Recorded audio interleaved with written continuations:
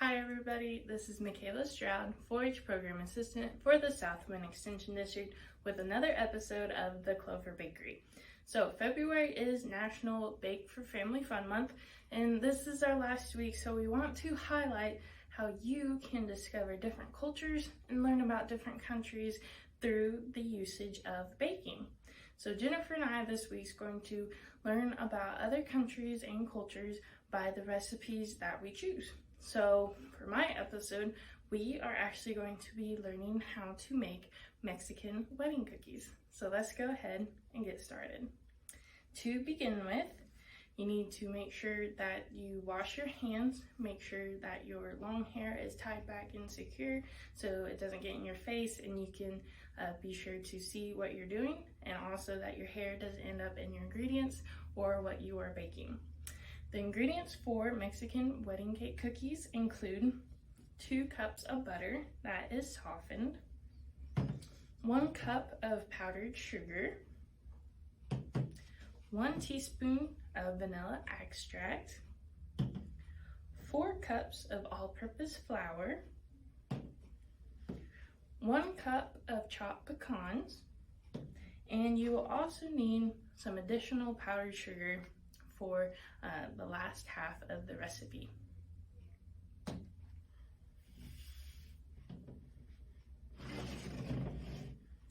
To begin with, you need to preheat your oven to 350 degrees Fahrenheit.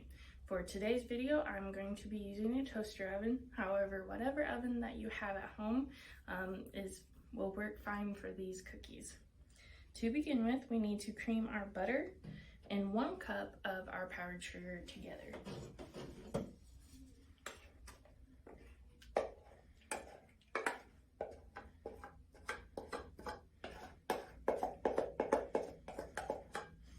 So the recipe calls for 2 cups of butter, and remember that 1 stick of butter equals a half a cup. So I use 4 sticks of butter. Then my 1 cup of powdered sugar. And I'm just going to mix this until it is very, very creamy in its texture and all the sugar and the butter has been absorbed with each other. Okay, so as you can tell in my mixing bowl, I have creamed my butter and powdered sugar together till it is completely smooth and they are both equally incorporated. Next, we're going to add our vanilla extract. I'm going to go ahead and stir and incorporate that so it is completely mixed. This is a fun recipe for the kids to get involved as well, as it's relatively simple with a few ingredients. And also in our next step, when we begin shaping the cookies, it can be really fun to see how that turns out. As our vanilla is now incorporated, we're going to gradually add our flour. We just want to add maybe a 1/4 cup at a time to make sure that it gets incorporated all the way.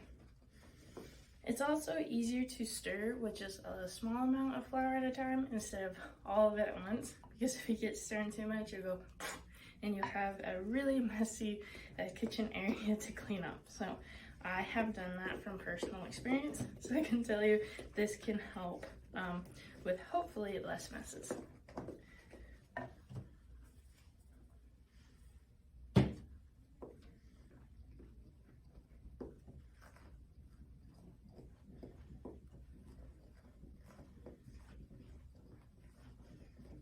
Since this recipe is using an oven of some sort, it is always a good idea to have adult supervision or an older child of age that has experience with the oven so that nobody gets burned, and also they can safely show younger children how to properly put in a pan and remove it as well.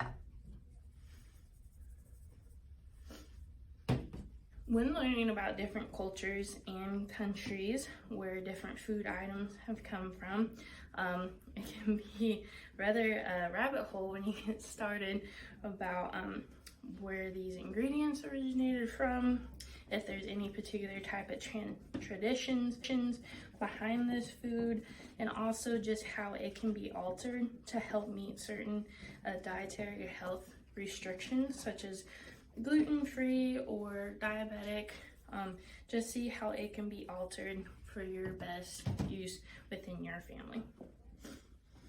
Okay, I probably have one more turn where I'll be adding the flour. As you can see, it's definitely stiffening up and definitely getting an arm workout too. So if you have multiple kids that's working with this, they can take turns stirring and just make sure that all of it gets incorporated really, really good.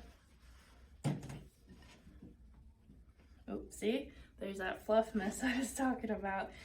So it's always ideal to make sure that you have a big enough mixing bowl, because if you have too small, it makes it super difficult to incorporate all of your ingredients.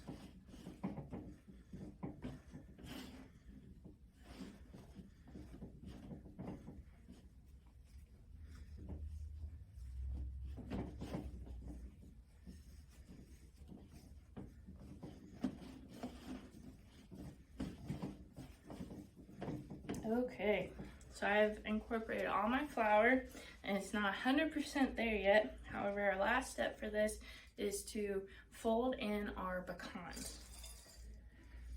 Since they're already in pieces, we're going to try to gently fold in the pecans so it doesn't make them any smaller than they already are, as we're trying to keep their shape so they don't turn into itty bitty pieces or pecan dust. We still want to have that crunch from them.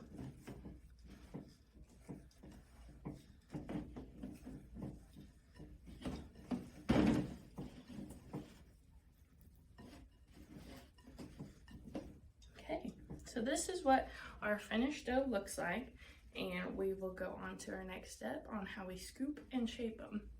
For our next step, we are going to scoop and shape. So just take a regular kitchen spoon and you're just going to fill it up where it's a complete spoonful. And I like to use my hands to shape this next part. I just roll it with my palms into a ball and I start to lengthen it. So I roll out a little bit of a snake or just a roll like that.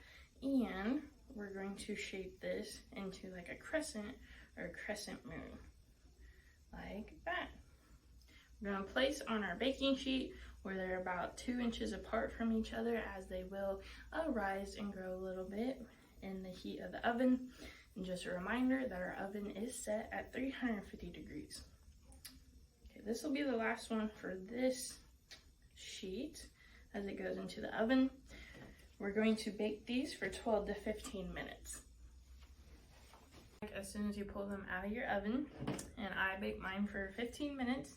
So as they are still hot, you're going to transfer them to a container of additional powdered sugar, and we're going to roll around and coat them, then move them to a wire rack for them to cool completely.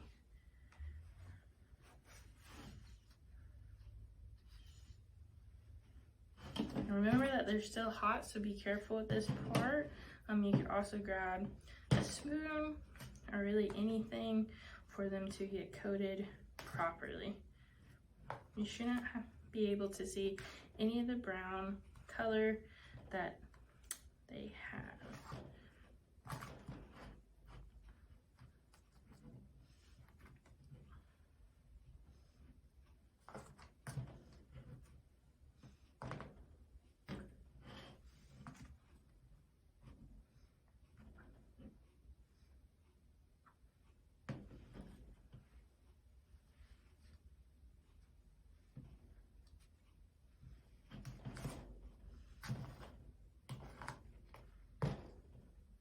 They do cool off relatively quick, so you do want to do this process as quickly as you can. Since these are hot, it's a great idea to have adult supervision or an older child help with any younger family members that might be helping with this process.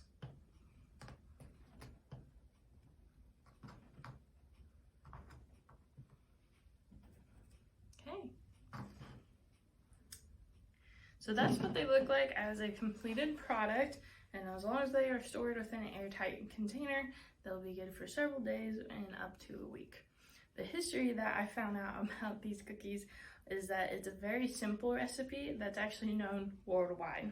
I know them by the name Mexican wedding cookies, as they actually arrived over when people were discovering America, but also the term Mexican wedding cookies became popular in the 1940s and 50s in the United States.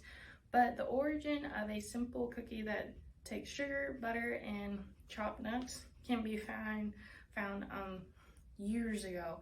I mean, like in Swedish, Arabic, different types of country of origin, that they actually have their own variation of the same cookie recipe. Desserts really weren't well known back in the day, as it was expensive to have ingredients such as sugar and butter, let alone nuts. These were such sought after ingredients that were expensive. They only came out for people that were wealthy, or when a village or area of people was having a big celebration, such as a wedding that was taking place. So that's a little bit of the history that I learned when making this recipe. So I hope you and your family start baking together and learning a little bit more about history of a different culture or country or two. But we will catch you next time on another recipe of the Clover Bakery. Bye.